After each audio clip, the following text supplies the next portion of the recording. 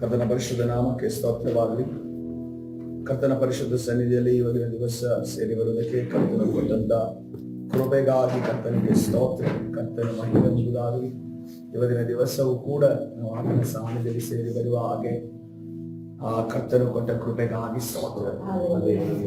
ಕರ್ತನು ಇವತ್ತು ಸ್ವಲ್ಪ ರಿಫ್ಲಿಂಗ್ ಸ್ಟಾರ್ಟ್ ಆಗಿತ್ತು, ಏನ್ ಮಾಡೋಣ ಅಂತ ಅನ್ಕೊಂಡು, ಬಟ್ ಮಳೆ ಜೋರ ಇಲ್ಲದೆ ಇರೋದ್ರಿಂದ ಆ ಪ್ರಾರ್ಥನೆಯನ್ನು ಮಾಡೋಣ ಅಂತ ಅನ್ನೋಂಥ ಡಿಸಿಷನ್ ಅಂತ ತಿಳ್ಕೊಂಡೆ. ಅದಕ್ಕೆಲ್ಲರಿಗೂ ಕೂಡ ಒಪ್ಪಿಗೆ ಇದೆ ಅಂತ ಅಂದ್ಕೊಳ್ತೀನಿ. ಹಲ್ಲೆಲೂಯಾ. ಪರಿಶುದ್ಧ ನಾಮಕ್ಕೆ ಸ್ತೋತ್ರವಾಗಿ ಈ ಸಮಯದಲ್ಲಿ ಕರ್ತನ ಸನ್ನಿಧಾನದಲ್ಲಿ ನಮ್ಮನ್ನು ನಾವು ಕರ್ತನ ಕರಗಳಿಗೆ ಸಮರ್ಪಿಸೋಣ. ನಮ್ಮನ್ನ ನಾವು ಖಾಲಿ ಬಾಣಗಳ ರೀತಿಯಲ್ಲಿ ಮಾರ್ಪಡಿಸುವ ವಿಚಾರವಾಗಿ ಧ್ಯಾನ ಮಾಡ್ತಾ ಇದ್ದೇವೆ. ಹಲ್ಲೆಲೂಯಾ. ನಿನ್ನೆ ದಿವಸ ನಾವು ಏನು ಕಲ್ತ್ಕೊಂಡ್ವಿ? ಪ್ರಾರಂಭದಲ್ಲಿ ಖಾಲಿಯ ಬಾಣೆ ಆಗಿದ್ದಂತ ಯೋಹಾನನು, ತದನಂತರ ದೇವರ ನೀರನ್ನ ತುಂಬಿ ಜೀವ ಜಲವನ್ನ ಕರ್ತನನ್ನ ತುಂಬಿಸಿಕೊಂಡಂತ ಯೋಹಾನನು, ಮಧ್ಯಕ್ಕೆ ಆತನ ಜೀವಿತದ ಒಂದು 90% ಕಳೆದ ನಂತರ ಆದಂತ ಸಂದರ್ಭದಲ್ಲಿ ಆತನಿಗೆ ಆದಂತ ಬಾಣೆಯ ಖಾಲಿ ಆಗುವಿಕೆ ಮತ್ತೆ ತಿರುಗಿ ಖಾಲಿ ಆಗ್ತಾ ಇದೆ. ಅದು ಖಾಲಿ ಆಗ್ತಿರೋದೇನು? ತನ್ನಂತ ತಗ್ಗಿಸಿಕೊಳ್ತಿರೋದಲ್ಲ, ತಾನು ಪಡೆದುಕೊಂಡಿದ್ದನ್ನ ಕಳೆದುಕೊಂಡಿದ್ದು, ತಾನು ಪಡೆದುಕೊಂಡಿದ್ದನ್ನ ಕಳೆದುಕೊಂಡಿದ್ದು. ಮತ್ತೆ ಅದರಲ್ಲಿ ಏನ್ ತುಂಬಿಕೊಂಡ? ಏನನ್ನು ತುಂಬಿಕೊಂಡ? ಅಪನಂಬಿಕೆಯನ್ನ, ಸಂಶಯವನ್ನ ತುಂಬಿಕೊಂಡ ಎಂದು ನಾವು ನೋಡ್ತೇವೆ. ಹಲ್ಲೆಲೂಯಾ. ಕಡೆಯವರೆಗೂ ಆತನಿಗೆ ನಂಬಿಗಸ್ತನಾಗಿ ನಡೆಯೋದಕ್ಕೆ ಸಾಧ್ಯವಿಲ್ಲ. ಆದ್ರೆ ಕರ್ತನ ಆತನನ್ನ ಬಿಡಲಿಲ್ಲ. ಕರ್ತನ ಆತನನ್ನ ಸಮಜಾಯಿಸಿ, ಆತನನ್ನ ಬಲಪಡಿಸಿ, ಆತನ ಹತ್ರ ಹೋಗಿ ಬೆನ್ನು ತಟ್ಟಿ ಕೌನ್ಸಿಲಿಂಗ್ ಮಾಡಕ್ಕೆ ಆಗದೆ ಹೋದ್ರು ಕೂಡ ತನ್ನ ಜನರ ಮುಖಾಂತರ ಆತನ ಸಂಧಿಸಿ, ಕರ್ತನು ಆತನ ಆತ್ಮನ ಮುಖಾಂತರ ಆತನ ಸಂಧಿಸಿ ಅದನ್ನ ಬಲಪಡಿಸಿ ನಡೆಸಿದನು. ಹಲ್ಲೆಲೂಯಾ. ಕರ್ತನ ಪರಿಶುದ್ಧ ನಾಮಕ್ಕೆ ಸ್ತೋತ್ರವಾಗಲಿ. ಕರ್ತನ ಸನ್ನಿಧಾನದ ಈ ಸಮಯದಲ್ಲಿ ಇವತ್ತಿನ ದಿವಸ ಅದರ ಮುಂದುವರೆದ ಭಾಗ ಮತ್ತು ಕೊನೆಯ ಭಾಗಕ್ಕೆ ಹೋಗೋಣ. ನಮ್ಮ ಸತ್ಯವೇದವನ್ನ ಫಿಲಿಪ್ಪಿ ಬರೆದ ಪತ್ರಿಕೆ 3ನೇ ಅಧ್ಯಾಯ 5ನೇ ವಚನಕ್ಕೆ ತಿರುಗಿಸೋಣ. ಫಿಲಿಪ್ಪಿ ಬರೆದ ಪತ್ರಿಕೆ 3ನೇ ಅಧ್ಯಾಯ 5ನೇ ವಚನದಲ್ಲಿ ಪೌಲನು ತನ್ನ ಇಂಟ್ರಡಕ್ಷನ್ ಮಾಡ್ಕೊಳ್ತಾ ಇದ್ದಾನೆ. ಪೌಲನು ಯಾರಾಗಿದ್ದಾನೆ ಅನ್ನೋದನ್ನ ತಿಳಿಸ್ತಾನೆ. ಯಾಕೆ ಈ ಪೌಲನನ್ನ ನಾವು ಇವತ್ತಿನ ದಿವಸ ತೆಗೆದುಕೊಂಡಿದ್ದೀವಿ ಅಂದ್ರೆ, ಒಂದು ದಿವಸ ಆತನು ಈ ಲೋಕ ಸಂಬಂಧವಾದ ವಿಚಾರಗಳನ್ನ ತುಂಬಿಕೊಂಡಿದ್ದಂತ ವ್ಯಕ್ತಿ, ಅಧಿಕಾರದಲ್ಲಿದ್ದಂಥ ವ್ಯಕ್ತಿ, ಎಲ್ಲ ಜ್ಞಾನವನ್ನು ಹೊಂದಿದ್ದಂಥ ವ್ಯಕ್ತಿ. ಈಗಿನ ಒಂದು ಗ್ರೇಟ್ ಯೂನಿವರ್ಸಿಟಿ, ಈಗಿನ ಕಾಲದಲ್ಲಿ ಗ್ರೇಟ್ ಯೂನಿವರ್ಸಿಟಿ ಅಂತ ಅನ್ಕೊಳ್ತಿರ್ತಾರೆ. ಅಂತ ಯೂನಿವರ್ಸಿಟಿಯಲ್ಲಿ ಓದಿದಂಥ ವ್ಯಕ್ತಿ ಯಾವ ರೀತಿ ಇರುತ್ತಾನೋ, ಆಕ್ಸ್ಫರ್ಡ್, ಕ್ಯಾಂಬ್ರಿಡ್ಜ್ ಅಂತ ಅನ್ಕೊಂಡಿದ್ದೆ. ನಮ್ಮ ಕಡೆ ಹೇಳ್ತೇವೆ, ಈಗ ಏನೇನೋ ಬಂದಿದ್ದಾವೆ. ಆಕ್ಸ್ಫರ್ಡ್, ಕ್ಯಾಂಬ್ರಿಡ್ಜ್ ಅಂತ ಅನ್ಕೊಂಡು ಹೇಳುವಾಗ ಆ ಯೂನಿವರ್ಸಿಟಿ ದೊಡ್ಡ ಯೂನಿವರ್ಸಿಟಿ, ಅದರಲ್ಲಿ ಓದಿದವನು ಅವನು ಯಾವ ರೀತಿ ದೊಡ್ಡ ಜ್ಞಾನಿ ಅನ್ನೋದಿಲ್ಲ. ಅವರಿಗೆ ಸೀಟ್ ಸಿಕ್ಕೋದೇ ಕಷ್ಟ. ಆ ಒಂದು ಸೀಟ್ ಅಂದ್ರೆ ಅಲ್ಲಿ ಯಾವುದೋ 93, 95ಗೆ ಸೀಟ್ ಕೊಡ್ತಾ ಇರಲಿಲ್ಲ. ಅಲ್ಲಿ ಜ್ಞಾನವನ್ನ ಪರೀಕ್ಷೆ ಮಾಡಲಾಗ್ತಿತ್ತು. ರಿಸರ್ಚ್ ಮೈಂಡ್ ಇರುವವರನ್ನ ತೆಗೆದು ಅಲ್ಲಿ ಓದಿಸ್ತಾ ಇದ್ರು. ಸೊ ಅಂತ ಓದಿಸುವಂತ ಇನ್ಸ್ಟಿಟ್ಯೂಷನ್ ಅನ್ನು ನಾವು ನೋಡ್ತಾ ಇದ್ದೇವೆ. ಆ ಇನ್ಸ್ಟಿಟ್ಯೂಷನ್ಗೆ ಸಮವಾದ ಆ ಸಮಯದಲ್ಲಿ ಯಾರ ಇನ್ಸ್ಟಿಟ್ಯೂಷನ್ ಅಲ್ಲಿ ಅವನು ಓದ್ದ? ಗಮಾಲಿಯೇಲನ ಇನ್ಸ್ಟಿಟ್ಯೂಷನ್ ಅಲ್ಲಿ ಆತನು ಓದಿದಾತನಾಗಿದ್ದಾನೆ. ಆತನು ಅವರ ಗಮಲಿಯಲ್ಲಿನ ಕೆಳಗಡೆ ಧರ್ಮಶಾಸ್ತ್ರ ಅಧ್ಯಯನವನ್ನ ಮಾಡಿದಾತನು. ಅದಕ್ಕೆ ಪೌಲನು ತನ್ನ ಇಂಟ್ರಡಕ್ಷನ್ ಅಲ್ಲಿ ಕೊಡ್ತಾ ಇದ್ದಾನೆ, ಹುಟ್ಟಿದ 8ನೇ ದಿನದಲ್ಲಿ ನನಗೆ ಸುನ್ನತಿ ಆಯಿತು. ಯಾಕೆ ಅದನ್ನು ಹೇಳ್ತಾ ಇದ್ದಾನೆ ಅಂತಂದ್ರೆ, ತಾನು ಹುಟ್ಟಿದಂದಿನಿಂದ ನಾನು ಯಹೂದ್ಯ ಆಚಾರದಲ್ಲಿ ನಾನು ಬೆಳೆದವನು, ನಾನು ಇಸ್ರಾಯೇಲ್ ವಂಶದವನು, ಇಸ್ರಾಯೇಲಿನ ವಂಶದ 12 ಕುಲಗಳಲ್ಲಿ ನಾನು ಸೇರಿದ. ಆ 12 ಕುಲದಲ್ಲಿ ನಾನು ಬೆನ್ಯಾಮಿನನ ಕುಲದವನು. ಅದರ ನಂತರ ಇಬ್ರಿಯರಿಂದ ಹುಟ್ಟಿದ ಇಬ್ರಿಯನು ನೇಮನಿಷ್ಠೆಗಳನ್ನು ನೋಡಿದರೆ ಯಾವ ಪಂಗಡಕ್ಕೆ ಸೇರಿದನಂತೆ? ಫರಿಸಾಯರಿಗೆ ನೋಡ್ತೇವೆ. ಫರಿಸಾಯರು ಯೇಸು ಕ್ರಿಸ್ತನ ಕಾಲದಲ್ಲಿ ಯಾವ ರೀತಿಯಲ್ಲಿ ನೇಮನಿಷ್ಠೆಗಳನ್ನು ಹೆಚ್ಚಾಗಿ ಯೇಸು ಕ್ರಿಸ್ತನನ್ನ ಪ್ರಶ್ನೆ ಮಾಡಿದ್ದು, ಯೇಸು ಕ್ರಿಸ್ತನ ಮಾತುಗಳ ಮುಖಾಂತರ ಹಿಂಸೆ ಕೊಟ್ಟಿದ್ದು, ಯೇಸು ಕ್ರಿಸ್ತನನ್ನ ಅನೇಕ ವಿಚಾರಗಳಲ್ಲಿ ವಾಗ್ವಾದ ಕೇಳಿದಿದ್ದು ಆ ಪಂಗಡ ಯಾವುದೆಂದು ನೋಡುವಾಗ ಫರಿಸಾಯರ ಪಂಗಡ. ಯಾಕಂದ್ರೆ ಫರಿಸಾಯರು ಬಹಳ ಕಟ್ಟುನಿಟ್ಟಾಗಿ ಯಹೂದ್ಯ ಆಚಾರವನ್ನ ಆಚರಿಸ್ತಾ ಇದ್ರು. ಸದ್ದುಕಾಯರು ಅವರ ಒಂದು ರೀತಿ ಬೇರೆ, ಪುನರುತ್ಥಾನವನ್ನು ಅವರು ನಂಬುತ್ತಾ ಇದ್ರು. ಇನ್ನು ಶಾಸ್ತ್ರಿಗಳು ಆ ಒಂದು ಆದ್ರೆ ಮೆಚ್ಚಾಗಿ ನಾವು ನೋಡ್ತಾ ಇದ್ದೇವೆ ಫರಿಸಾಯರು ಅವರು ಎಲ್ಲೆಲ್ಲ ಇದ್ರು ಅಂತಂದ್ರೆ ಆಲಯದಲ್ಲೂ ಇದ್ರು, ಹೊರಗಡೆನೇ ಇದ್ರು, ಎಲ್ಲ ಕಡೆಯಲ್ಲೂ ಕೂಡ ತಮ್ಮ ಛಾಪನ್ನ, ತಮ್ಮ ಒಂದು ಪ್ರಭಾವವನ್ನು ಹರಡಿಕೊಂಡಂತ ಒಂದು ಪಂಗಡ ಆಗಿತ್ತು. ಆ ಪಂಗಡದಲ್ಲಿ ಹುಟ್ಟಿ ಬಂದವನು ಯಾರಾಗಿದ್ದಾನೆ? ಈ ಪೌಲನಾಗಿದ್ದಾನೆ. ಹಲ್ಲೆಲೂಯ. ಮತಾಸಕ್ತಿಯನ್ನು ನೋಡಿದರೆ ಯಾರಂತೆ ಆತನು? ನಾನು ಕ್ರೈಸ್ತ ಸಭೆಯ ಹಿಂಸಕನು. ಯಾವ ರೀತಿಯ ಮತಾಸಕ್ತಿ ಅವನ ಒಳಗಡೆ ಹೆಚ್ಚು?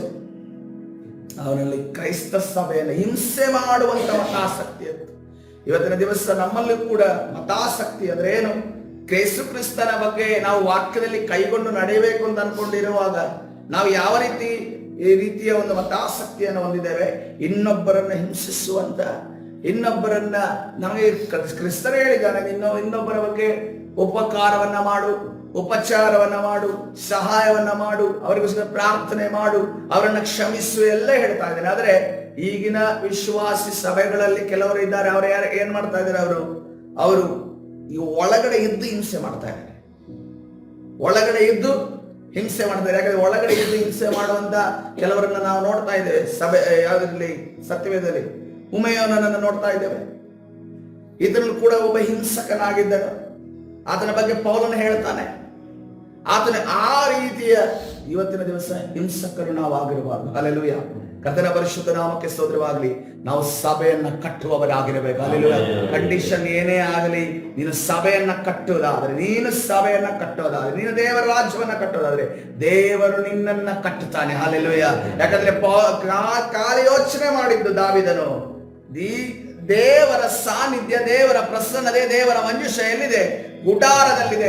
ನಾನು ಬೆಚ್ಚಗೆ ಅರಮನೆಯಲ್ಲಿ ಮಲಗಿದ್ದೇನೆ, ದೇವರ ವೃಕ್ಷದಲ್ಲಿ ಮಾಡಲ್ಪಟ್ಟದ ಅರಮನೆಯ ಮಲಗಿದ್ದೇನೆ ಅಂತ ಅನ್ಕೊಂಡು ಕೇವಲ ಆಲೋಚನೆ ಮಾಡಿದ್ದಷ್ಟೇ. ಆಲೋಚನೆ ಮಾಡಿದ್ದಕ್ಕೆ ಏನ್ ಮಾಡಿದ್ರೆ ಕರ್ತನು ಹೇಳ್ತಾ ಇದ್ದಾನೆ, ನಿನ್ನ ಮನೆಯನ್ನ ನಾನು ಕಟ್ಟಿದ್ದೇನೆ. ಹಲ್ಲೆಲೂಯಾ. ನಿನ್ನ ಸಿಂಹಾಸನ ಎಂದಿಗೂ ಕೂಡ ಅದು ನಿನ್ನ ಕೈಯಿಂದ ತಪ್ಪಿ ಹೋಗೋದೇ ಇಲ್ಲ. ಹಲ್ಲೆಲೂಯಾ. ಇವತ್ತಿನ ದಿವಸ ಅನೇಕ ಕಾರ್ಯಗಳು ನಮ್ಮ ಜೀವಿತದಲ್ಲಿ ಕೈ ತಪ್ಪಿ ಹೋಗಿದೆ ಅಂತಂದ್ರೆ ನಮ್ಮಲ್ಲಿ ಕ್ರಿಸ್ತನ ವಿರೋಧವಾದ ಕಾರ್ಯಗಳು ಇರುವುದರಿಂದಲೇ. ಇವತ್ತಿನ ದಿವಸ ಅನ್ಕಂಡೀಷನಲ್ ಆಗಿ ನಾವು ಬದಲಾವಣೆ ಮಾಡೋದಾದ್ರೆ ತಲೆ ಕೆಳಗಾಗಿರುವಂತಹ ಶರೀರವನ್ನ, ತಲೆ ಕೆಳಗಾಗಿರುವಂತಹ ಜೀವಿತವನ್ನ ತಲೆ ಮೇಲೆ ಮಾಡುವಂತ ಶಕ್ತನು ದೇವರಾಗಿದ್ದಾನೆ. ಹಲ್ಲೆಲೂಯಾ. ಇಲ್ಲಾಂದ್ರೆ ನಾನು ಬರೆದು ಕೊಡ್ತೀನಿ, ಇವತ್ತು ಯಾವುದೇ ಕಾರಣಕ್ಕೂ ಚೇಂಜ್ ಆಗಲ್ಲ. ಯಾವುದೇ ಕಾರಣಕ್ಕೂ ಚೇಂಜ್ ಆಗಲ್ಲ. ಪರಿಸ್ಥಿತಿ ಇನ್ನೇ ಹೀಗೆ ಇರುತ್ತೆ, ಪರಿಸ್ಥಿತಿ ಇನ್ನೂ ವರ್ಸ್ಟ್ ಆಗುತ್ತೆ. ಅದಕ್ಕೋಸ್ಕರವಾಗಿ ಕರ್ತನ ಸನ್ನಿಧಾನ ನಮ್ಮನ್ನ ನಾವು ತಗ್ಗಿಸಿಕೊಂಡು ಕರ್ತನ ಸನ್ನಿಧಾನದಲ್ಲಿ ದೇವರ ರಾಜ್ಯವನ್ನ ಕಟ್ಟುವವರಾಗೋಣ. ದೇವರ ರಾಜ್ಯಕ್ಕೆ ಹೆಗಲು ಕೊಡುವವರಾಗೋಣ. ಹಲ್ಲೆಲೂಯಾ. ಕರ್ತನ ಪರಿಶುದ್ಧ ನಾಮಕ್ಕೆ ಸ್ತೋತ್ರವಾಗಲಿ. ಧರ್ಮಶಾಸ್ತ್ರದಲ್ಲಿ ಹೇಳಿರುವ ನೀತಿಯನ್ನು ನೋಡಿದರೆ ಏನಂತೆ? ನಾನು ನಿರ್ದೋಷಿ. ಧರ್ಮಶಾಸ್ತ್ರದಲ್ಲಿ ಇರುವಂತಹ ಎಲ್ಲಾ ವಾಕ್ಯಗಳಿಗೆ ಅನುಗುಣವಾಗಿ ನಡೆಯುವವನು ಯಾರಾಗಿದ್ದ? ಪೌಲನಾಗಿದ್ದ. ಯಾವಾಗ ನಡೀತಿದ್ದೆ ಅಂತ ಅನ್ಕೊಂಡು ಇದನ್ನೆಲ್ಲ ಯಾವಾಗಿದ್ದ ನಾನು ಹೇಳ್ತಾ ಇದ್ದೇನೆ.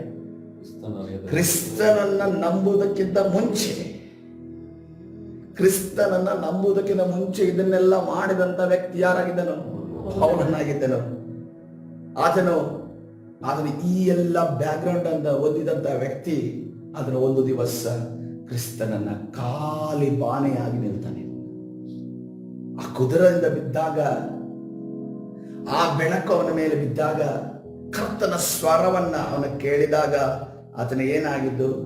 ಆತನು ಖಾಲಿ ಬಾಣೆಯಾಗಿ ಮಾರ್ಪಟ್ಟಿದ್ದು. ಹಲ್ಲೆಲೂಯಾ. ಆ ಖಾಲಿ ಬಾಣೆಯಾಗಿ ಮಾರ್ಪಟ್ಟಿದ್ದಂತ ಸಮಯದಲ್ಲಿ ಆತನಲ್ಲಿ ಕೇಳಿದಂತ ಮಾತು ಏನಂತಂದ್ರೆ, ಸೌಲನೇ ನನ್ನನ್ನು ಯಾಕೆ ಹಿಂಸೆ ಪಡಿಸುತ್ತೆ?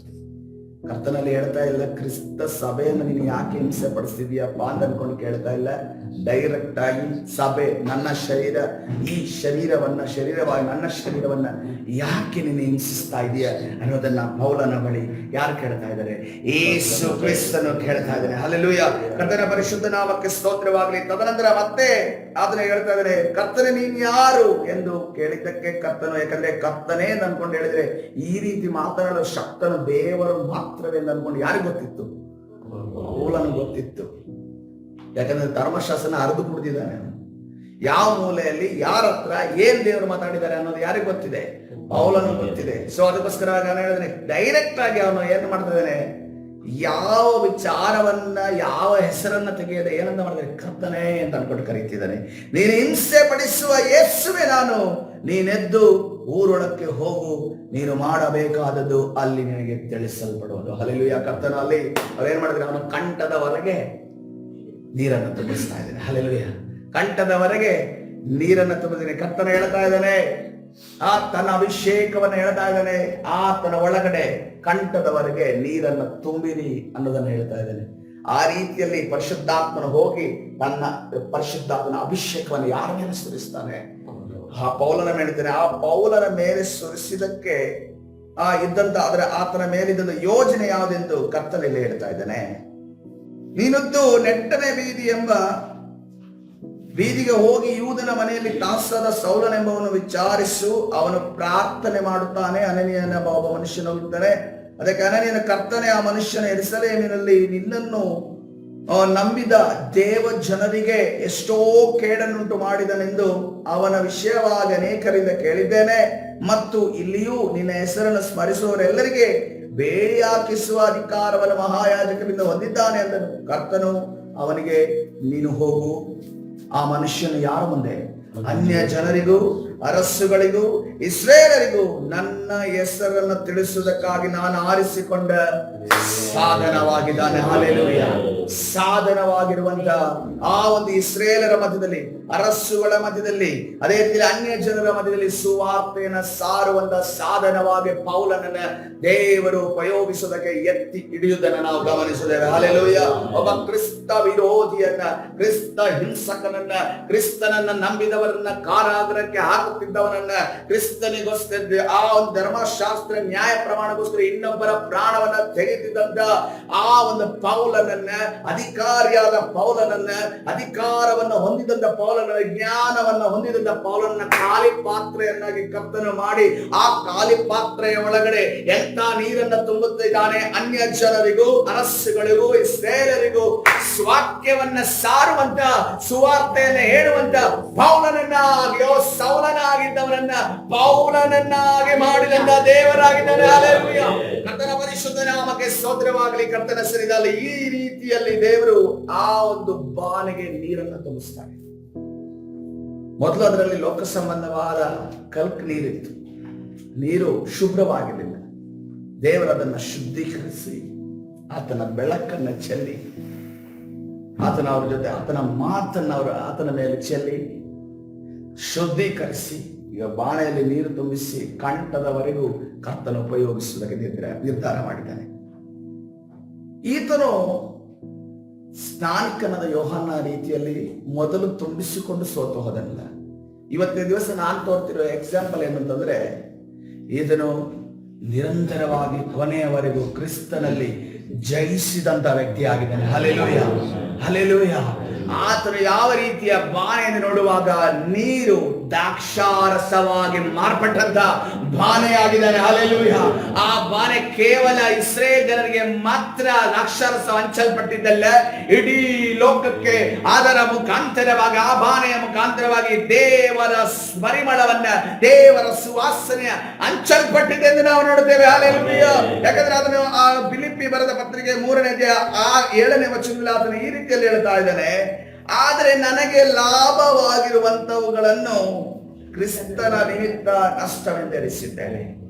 ಇಷ್ಟೇ ಅಲ್ಲದೆ ನನ್ನ ಕರ್ತನಾದ ಕ್ರಿಸ್ತ ಯೇಸುವನ್ನು ಅರಿಯುವುದೇ ಅತಿ ಶ್ರೇಷ್ಠವಾದದೆಂದು ತಿಳಿದು ನಾನು ಎಲ್ಲವನ್ನ ನಷ್ಟವೆಂದು, ಏನಂತಂದ್ರೆ ಹಣದ ಹಿಂದೆ ಹೋಗ್ತಾ ಇದ್ದೇವ, ಅಧಿಕಾರದಿಂದ ಹೋಗ್ತಿದ್ದೆ, ಜ್ಞಾನದ ಹಿಂದೆ ಹೋಗ್ತಾ ಇದ್ದಾವ, ಇನ್ಯಾವ ವಿಚಾರಗಳಿಂದ ನಮಗೆ ಸತ್ಯವೇದದಲ್ಲಿ ಕೊಟ್ಟಿಲ್ಲ ಅಂದ್ರೆ ಒಬ್ಬ ಮನುಷ್ಯ ಅಂದಾಗ ಈ ಲೋಕದ ಎಲ್ಲಾ ವಸ್ತುಗಳ ಹಿಂದೆ ಹೋಗ್ತಿದ್ದ ಪೌಲನನ್ನ ಎಲ್ಲಿ ತಿರುಗ್ತಾರೆ ದೇವರು? ನೀನು ನನ್ನನ್ನ ಹಿಂಬಾಲಿಸುವ, ಆ ನನ್ನನ್ನ ಹಿಂಬಾಲಿಸುತ್ತ ಹೇಳಿದ ಮೇಲೆ ಪೌಲನ ಹೇಳ್ತಾ ಇದ್ದಾನೆ, ನನಗೆ ಏನ್ ಶ್ರೇಷ್ಠ ಅಂತೆ? ನನಗೆ ಅತಿ ಶ್ರೇಷ್ಠವಾದ್ದು ನನಗೆ ಕ್ರಿಸ್ತನನ್ನ ಅನುಸರಿಸುವುದೇ. ಹಲ್ಲೆಲೂಯಾ. ಇವತ್ತಿನ ದಿವಸ ಬೇರೆ ಪೌಲನ ಹೇಳಿದ ರೀತಿಯಲ್ಲಿ ನಾವು ಕ್ರಿಸ್ತನನ್ನ ಅನುಸರಿಸುವುದಕ್ಕೆ ಸಿದ್ಧರಾಗೋಣ. ಹಲ್ಲೆಲೂಯಾ. ನಾವು ಪ್ರಾರ್ಥನೆಯಲ್ಲಿ ಕೇಳೋಣ, ಕರ್ತನೇ ನಾನು ನಿನ್ನನ್ನ ಅನುಸರಿಸಬೇಕು. ಹಲ್ಲೆಲೂಯಾ.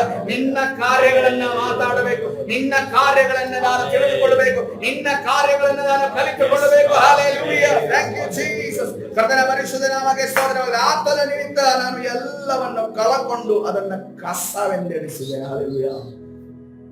ಎಲ್ಲವನ್ನ ತಿಳಿದುಕೊಂಡು ಏನ್ ಮಾಡಿ, ಎಲ್ಲವನ್ನ ಕಳಕೊಂಡು ಅದನ್ನು ಪಡೆದುಕೊಂಡಿದ್ದನ್ನೆಲ್ಲವನ್ನ, ಅಧಿಕಾರ ಕಳ್ಕೊಂಡ, ಜ್ಞಾನ ಇದ್ರೂ ಕೂಡ ಜ್ಞಾನಹೀನನಾಗಿ ನಿಂತ, ತನಗಿರುವಂತ ಎಲ್ಲ ವಿಚಾರದಿಂದ ದೂರ ಆಗಿ ಅದನ್ನು ಏನ್ ಮಾಡ್ತಾ ಇದ್ದಾನೆ?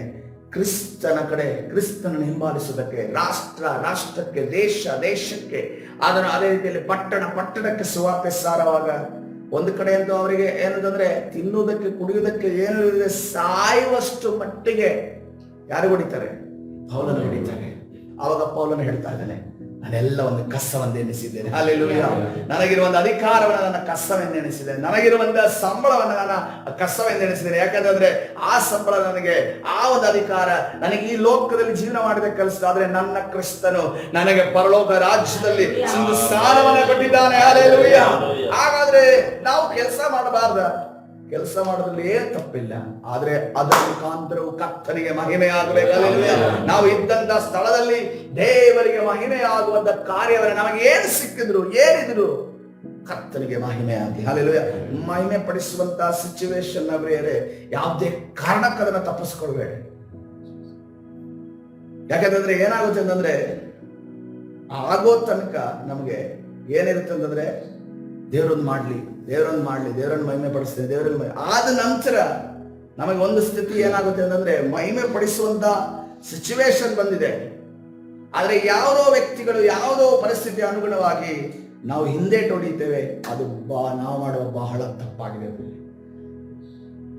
ಸಿಚುವೇಶನ್ ಏನೇ ಇರಲಿ, ವ್ಯಕ್ತಿಗಳು ಏನೇ ಅನ್ನಲಿ, ನಾನು ಕ್ರಿಸ್ತನನ್ನ ಮಹಿಮೆ ಪಡಿಸಬೇಕು. ಹಲ್ಲೆಲೂಯಾ. ನನಗೆ ಅವಮಾನ ಆಗಲಿ, ಕರ್ತನು ಮೇಲೆ ತರಬೇಕು, ನಾವು ಕಡಿಮೆ ಆಗಬೇಕು, ಕರ್ತನು ಹೆಚ್ಚಿಸಲ್ಪಡಬೇಕು. ಹಲ್ಲೆಲೂಯಾ.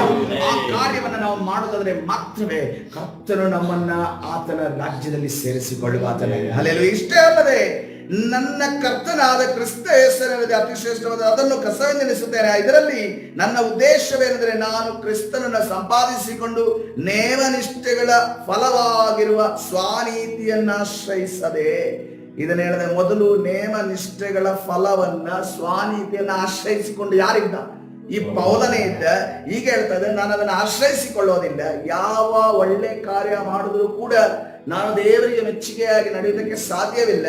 ಕ್ರಿಸ್ತನನ್ನು ನಂಬುವುದರಿಂದ ದೊರಕುವಂತ, ಅಂದರೆ ಕ್ರಿಸ್ತನ ಮೇಲಿನ ನಂಬಿಕೆಯ ಆಧಾರದಿಂದ ದೇವರು ಕೊಡುವಂತ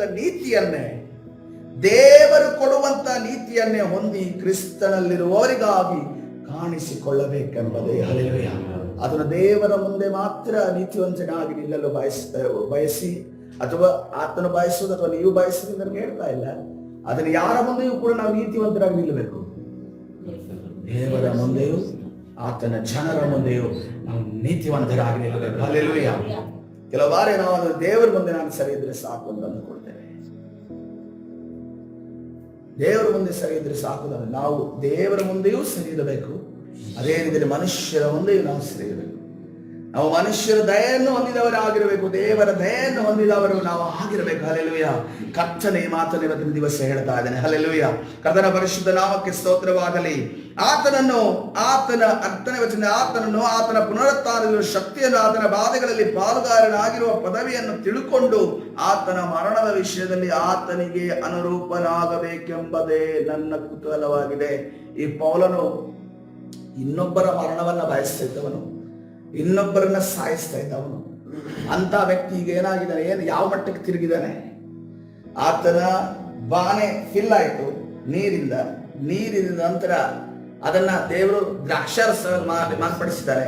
ಆ ದ್ರಾಕ್ಷಾರಸದ ರುಚಿ, ಆ ದ್ರಾಕ್ಷಾರದ ಸಿಹಿ, ದ್ರಾಕ್ಷಾರಸದ ಆ ಒಂದು ಸ್ಮೆಲ್ ಎಲ್ಲಿ ಕಾಣ್ತಾ ಇದೆ? ಆತನ ಹೇಳ್ತಾ ಇದ್ದಾನೆ, ಸಾಯುವ ಮಟ್ಟಿಗೆ, ಸಾಯುವ ತನಕ ನಾನೇನ್ ಮಾಡಿದೆ. ಕೆಲವರಿಗೆ ಈ ಒಂದು ಜನರೇಷನ್ ಅಲ್ಲಿ ಯೂಟ್ಯೂಬ್ ಅಲ್ಲಿ ಯಾವ್ದು ನೋಡಿದೆ, ಕ್ರಿಸ್ತನಿಗೋಸ್ಕರ ಸಾಯ್ತೀನಿ ಅಂತ ಅನ್ಬಾರ್ದಂತೆ. ನೀವ್ಯಾಕೋಸ್ಕರ ಕ್ರಿಸ್ತನಿಗೋಸ್ಕರ ಸಾಯ್ತೀರಾ? ಕ್ರಿಸ್ತನಿಗೋಸ್ಕರ ಸಾಯ್ತೀನಿ, ಈಗ ಸಾಯ್ತೀನಿ ಅಂತ ಅನ್ಕೊಂಡು, ಕ್ರಿಸ್ತನಿಗೋಸ್ಕರ ನಾನು ಸಾಯ್ತೀನಿ ಅಂತ ಅನ್ಕೊಂಡು ಹೇಳೋನ ಮಾತಿನ ತಾತ್ಪರ್ಯ ಏನಿರುತ್ತೆ? ಲೋಕಸ್ಕೋಸ್ಕರ ಸತ್ತಿದ್ದೀನಿ.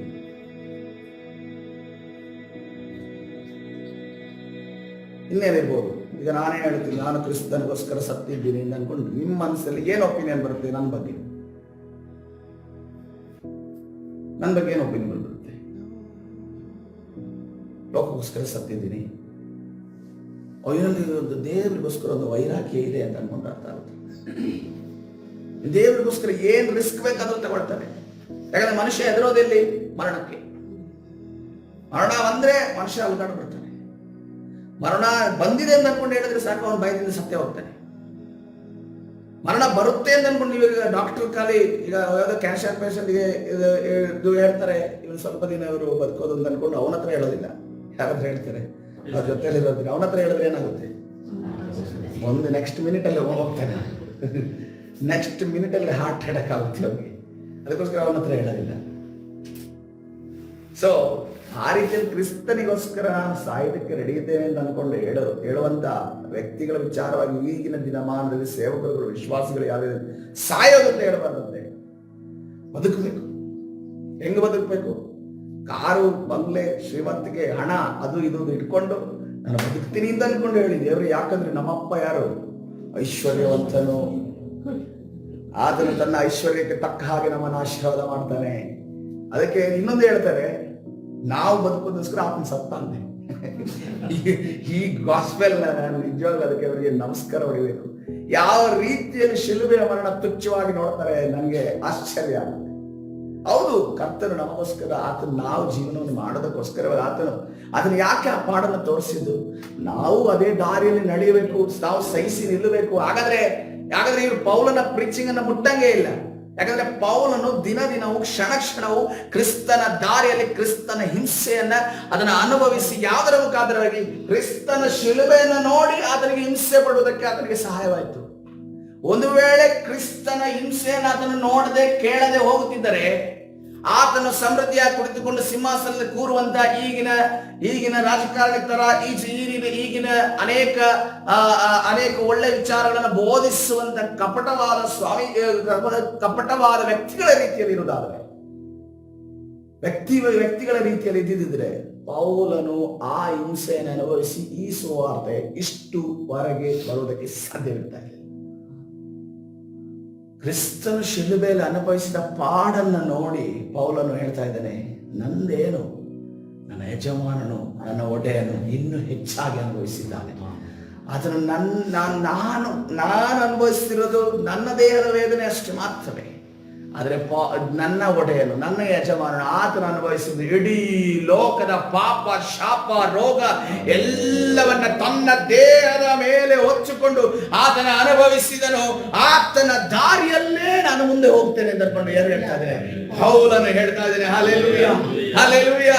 ಇವತ್ತಿನ ದಿವಸ ಪ್ರಿಯರೇ, ನಮಗೆ ಕಷ್ಟ ಬಂದರೂ ಕೂಡ ನಮಗೆ ಸಹಿಸಿಕೊಳ್ಳಬೇಕಂತ ಕಲಿಸಿಕೊಟ್ಟ ಅದನ್ನು ಕ್ರಿಸ್ತನಾಗಿದ್ದೇನೆ. ಹಲ್ಲೆಲೂಯಾ. ನಮಗೆ ವೇದನೆ ಬಂದರೂ ಕೂಡ ನಾಳೆಯ ದಿವಸ ನನಗೆ ಒಳ್ಳೆಯದಾಗುತ್ತೆ ಅಂತ ಅನ್ಕೊಂಡು ನಿರೀಕ್ಷೆ ಕೊಟ್ಟ ಅದನ್ನು ಕ್ರಿಸ್ತನಾಗಿದ್ದಾನೆ. ನಮಗೆ ನೋವು ಬಂದರೂ ಕೂಡ ನೋವಾಗಲಿ, ನಾನು ಅವರಿಗೋಸ್ಕರ ಪ್ರಾರ್ಥನೆ ಮಾಡ್ತೇನೆ ನನ್ನ ಕಲಿಸಿಕೊಟ್ಟ ಅದನ್ನು ನಮಗೆ ಕ್ರಿಸ್ತನೇ ಆಗಿದ್ದಾನೆ. ನಾವು ಇನ್ನೊಬ್ಬರಿಗೆ ನನಗೆ ಅವಮಾನ ಆದ್ರೂ ಕೂಡ ಆತನಿಂದ ನಾನು ಆಶೀರ್ವದಿಸುತ್ತೇನೆ, ಆತನಿಗೋಸ್ಕರ ನಾನು ಪ್ರಾರ್ಥನೆ ಮಾಡ್ತೇನೆ, ಆತನನ್ನು ನಾನು ಕ್ಷಮಿಸುತ್ತೇನೆ ಎನ್ನುವಂತ ಒಂದು ಸ್ವಭಾವ ಬಂದಿರೋದು ಯಾರಿಂದ? ಕ್ರಿಸ್ತನೇ ಆಗಿದ್ದಾರೆ. ಕ್ರಿಸ್ತನು ಶಿಲುಬೆಯಲ್ಲಿ ಪಟ್ಟಂತ ಪಾಡಿನಿಂದ ಆಗಿದೆ. ಹಾಗಾದ್ರೆ ನಾವು ಅವರ ಬೋಧನೆಯನ್ನು ನಾವು ಗಟ್ಟಿಯಾಗಿ ಹಿಡಿಯೋದಾದ್ರೆ, ಕ್ರಿಸ್ತನು ನಮಗೋಸ್ಕರ ಸತ್ತ ನಾವು ಬದುಕಬೇಕು. ಹಾಗಾದ್ರೆ ಅಪೊಸ್ತಲರ ಮರಣವನ್ನು ಒಬ್ಬೊಬ್ಬರನ್ನು ನೋಡ್ರಿ, ಅಪೊಸ್ತಲರ ಒಬ್ಬೊಬ್ಬರ ಮರಣವನ್ನು ನೋಡ್ರಿ. ಬಹಳ ಚೆನ್ನಾಗಿ ಪ್ರೊಸೆಷನ್ ಆಗಿ ಕಫಿನ್ ಇಟ್ಟು ಅವರನ್ನ ಮಲಗಿಸಿ ದೊಡ್ಡ ಪ್ರೊಸೆಷನ್ ಆಗಿ ಇಸ್ರೇಲ್ ಇದರಲ್ಲಿ ಆ ರೀತಿಯ ಮರಣ ಆಯ್ತು.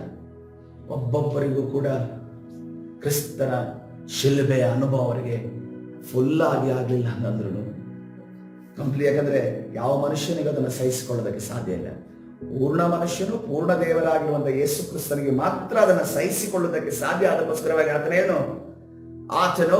ಆತನು ಆ ಪೌಲನು ಅದರ ಸ್ವಲ್ಪವೇ ಸ್ವಲ್ಪ, ಅಥವಾ ಶಿಷ್ಯರು ಸ್ವಲ್ಪವೇ ಸ್ವಲ್ಪ ವೇದನೆಯನ್ನ ಅವರು ಅನುಭವಿಸಿ ಪರಲೋಕ ಬಾಧ್ಯತೆಯನ್ನು ಹೊಂದಿದ್ದಾರೆ. ಹಲ್ಲೆಲೂಯಾ. ಕರ್ತನ ಪರಿಶುದ್ಧ ನಾಮಕ್ಕೆ ಸ್ತೋತ್ರವಾಗಲಿ. ಕರ್ತನ ಸನ್ನಿಧಾನದಲ್ಲಿ ಈ ಸಮಯದಲ್ಲಿ ಕೊನೆಯದಾಗಿ ಒಂದು ವಿಚಾರವನ್ನು ನೋಡಿ ಹೋಗೋಣ. ಈಗ ಏನಾಗಿದೆ? ಇದು ಅಕ್ಷಾರಸವಾಗಿ ಮಾರ್ಪಟ್ಟವೆಂದು ನೋಡುವಾಗ ನೋಡ್ರಿ, ಏಟು ತಿಂದವನ ಕಷ್ಟ ಎಂದು ಮನೆಯಲ್ಲಿ ಮಕ್ಕಳ ಸಮಸ್ಯೆ ಇರೋನಿಗೆ ಇನ್ನೊಬ್ಬರ ಮನೆಯ ಮಕ್ಕಳ ಸಮಸ್ಯೆ ಎಷ್ಟು ಕಷ್ಟ ಅಂತ ಅನ್ಕೊಂಡು ಗೊತ್ತಿರುತ್ತೆ. ಮನೆಯಲ್ಲಿ ಗಂಡನ ಸಮಸ್ಯೆ ಇರುವವರಿಗೆ ಗಂಡನ ಸಮಸ್ಯೆ ಏನು ಅಂತ ಅನ್ಕೊಂಡು ಗೊತ್ತಿರುತ್ತೆ. ಮನೆಯಲ್ಲಿ ಹೆಂಡತಿಯ ಸಮಸ್ಯೆ ಇರೋರಿಗೆ ಹೆಂಡತಿಯ ಸಮಸ್ಯೆ, ಕಷ್ಟ ಏನು, ಕಣ್ಣೀರೇನು, ಅದರ ವೇದನೆ ಏನು, ಆಕೆ ಯಾಕೆ ಹಂಗೆ ಕೂಗ್ತಾ ಇದ್ದಾಳೆ, ಯಾಕೆ ಹಂಗೆ ಅಳ್ತಾ ಇದ್ದಾಳೆ, ಯಾಕೆ ನೋಡ್ರಿ ಅಲ್ಲಿ ನಾವು ನೋಡಿದೆ ಹನ್ನಳನ್ನು ನೋಡುವಾಗ ಹನ್ನಳ ಅಳ್ತಾ ಇದ್ದಾಳೆ. ಇಲ್ಲಿ ಪೆನಿಯಳು 5 ಮಕ್ಕಳನ್ನ ಹೆತ್ತವಳಾಗಿದ್ದಾಳೆ. ಅವಳಿಗೆ ಏನಂತಂದ್ರೆ ಮಗು ಇಲ್ಲದಂತ ಆ ಒಂದು ಹನ್ನಳ ನೋವು ಗೊತ್ತಿಲ್ಲ. ಆ ಒಂದು ಇನ್ನೊಬ್ಬ ಹೆಂಡತಿಯಾಗಿ ಯಾರು ಸಮಾಧಾನ, ತಂಗಿಯಾಗಿ ಯಾರು ಸಮಾಧಾನ ಮಾಡಬೇಕು ಹನ್ನಳನ್ನ, ಆ ಪೆನಿಯಳು ಹೋಗಿ ಸಮಾಧಾನ ಮಾಡಬೇಕಿತ್ತು. ಗಂಡನ ಮಧ್ಯದಲ್ಲಿ ಇಬ್ಬರು ಮಧ್ಯದಲ್ಲಿ ಸಿಕ್ಕಾಕೊಂಡು ಒದ್ದಾಡ್ತಾ ಇದ್ದಾರೆ.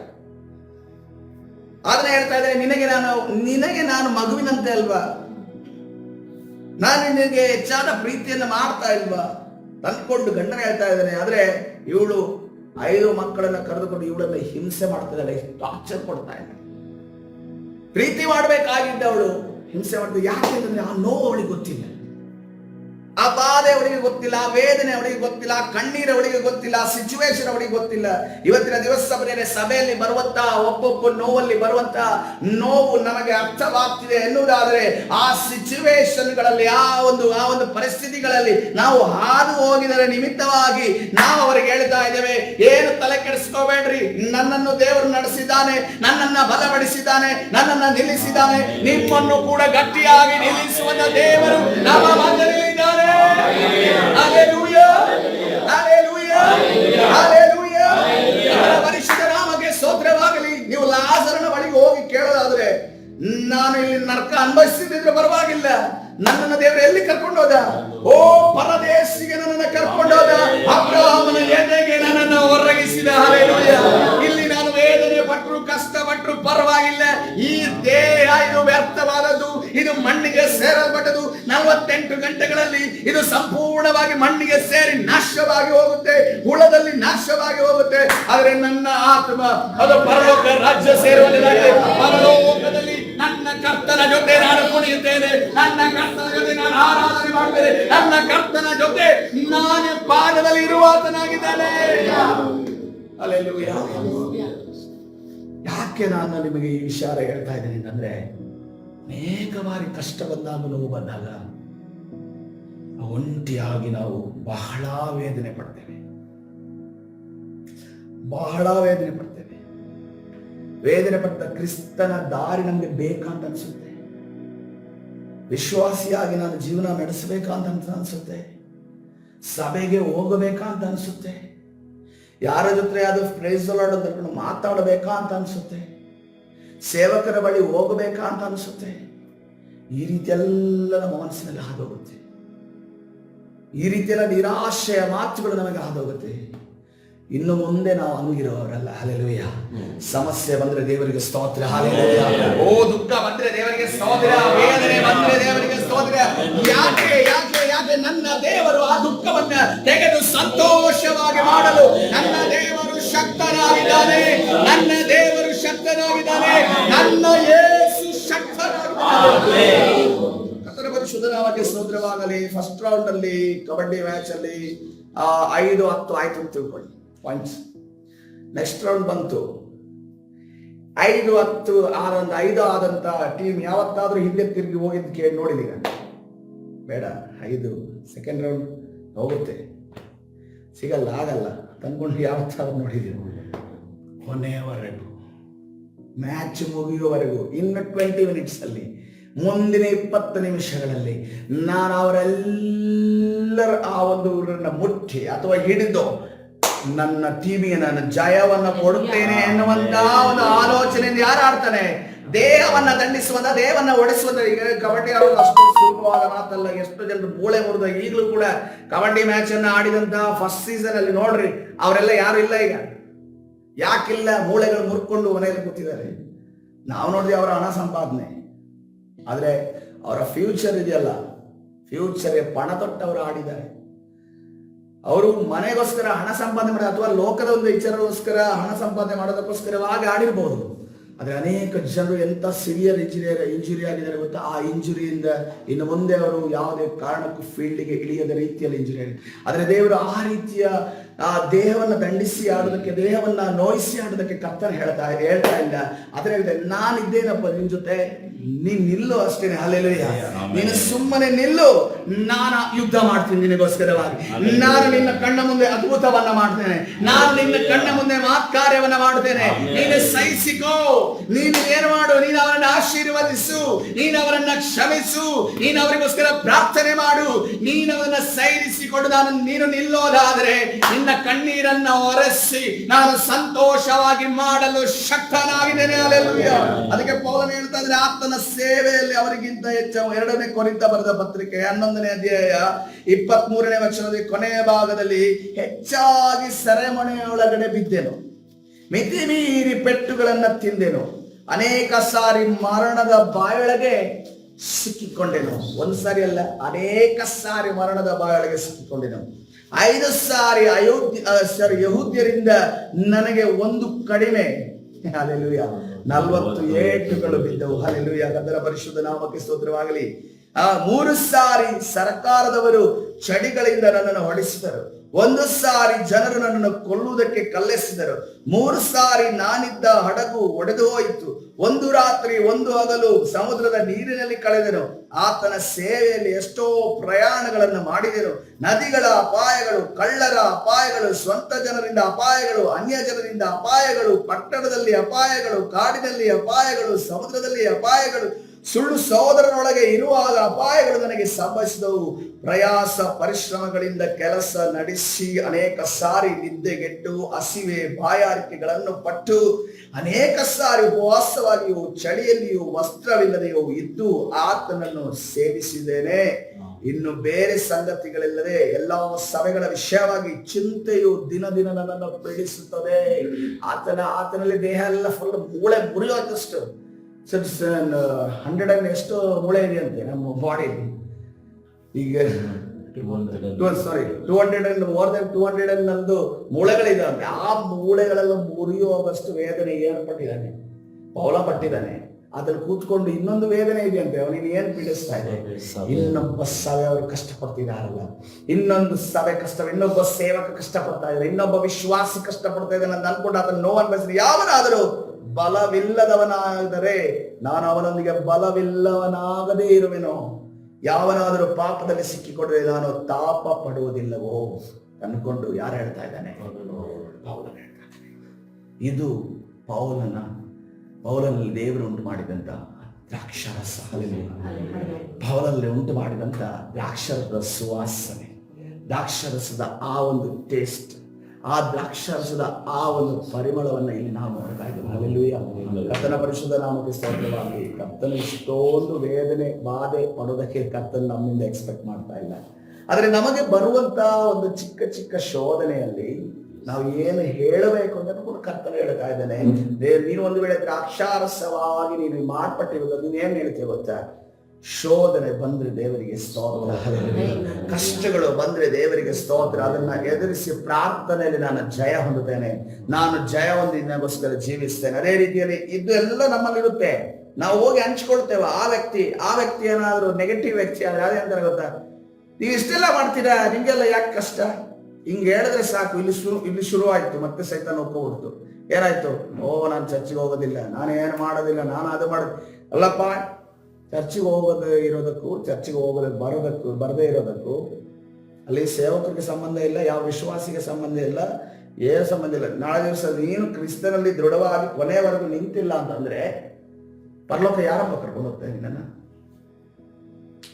ಇಷ್ಟೆಲ್ಲ ಕಷ್ಟಪಟ್ಟೆ, ಇಷ್ಟೆಲ್ಲ ವೇದನೆ ಪಟ್ಟೆ, ರಕ್ಷಣೆ ಪಟ್ಟದಕ್ಕೆ ಇಷ್ಟೊಂದು ಇದು ಮಾಡಿದೆ, ಎಲ್ಲ ಆಯ್ತು.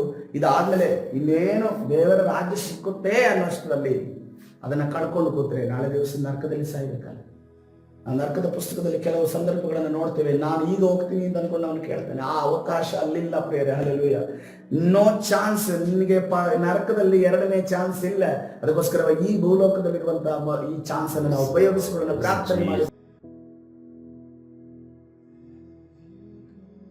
ಪರಿಶುದ್ಧನ ದೇವರ ನಿನ್ನ ನಾಮಕ್ಕೆ ಸ್ತೋತ್ರವಾಗಲಿ. ಕರ್ತನೆ, ನಿನಗೋಸ್ಕರ ದ್ರಾಕ್ಷಾರಸವಾಗಿ ನಾವು ಮಾರ್ಪಡಬೇಕು. ಕರ್ತನೆ, ರಾಜ ಪೌಲನು ಯಾವ ರೀತಿಯಲ್ಲಿ ದ್ರಾಕ್ಷಾರಸವಾಗಿ ಮಾರ್ಪಟ್ಟನೋ ಅದೇ ರೀತಿಯಲ್ಲಿ ನಮ್ಮನ್ನು ನೀನು ಮಾರ್ಪಡಿಸುವುದಕ್ಕಾಗಿ ನಿನಗೆ ಸ್ತೋತ್ರ ಮಾಡುತ್ತೇವೆ. ಕರ್ತನೆ, ರಾಜ ಕರ್ತನೆ, ವಿರೋಧವಾಗಿ ನಮ್ಮನ್ನ ಕರ್ತನೆ ಆ ರೀತಿಯಲ್ಲಿ ನಿನಗೆ ದ್ರಾಕ್ಷಾರಸವಾಗಿ ಮಾರ್ಪಡಿದ್ರೆ ತಡೆ ಮಾಡುವಂತ ಎಲ್ಲಾ ಸೈತಾನನ ಕಾರ್ಯಗಳನ್ನು ನಜರೇತಿನ ಯೇಸುವಿನ ನಾಮದಲ್ಲಿ ಬಂಧಿಸಿ ಮುರಿದಾಗ್ತಾ ಇದ್ದಾರೆ. ಬಿಡುಗಡೆ ಕೊಡು, ನೀನು ತಾನೇ ನಡೆಸು. ಕರ್ತನಾದ ಯೇಸು ಸ್ವಾಮಿ ಸಲ್ಲಿ ಪ್ರಾರ್ಥಿಸಿ ಹೊಂದಿಕೊಳ್ತೇನೆ ಜೀವವುಳ್ಳ ತಂದೆಯೇ, ಆಮೆನ್.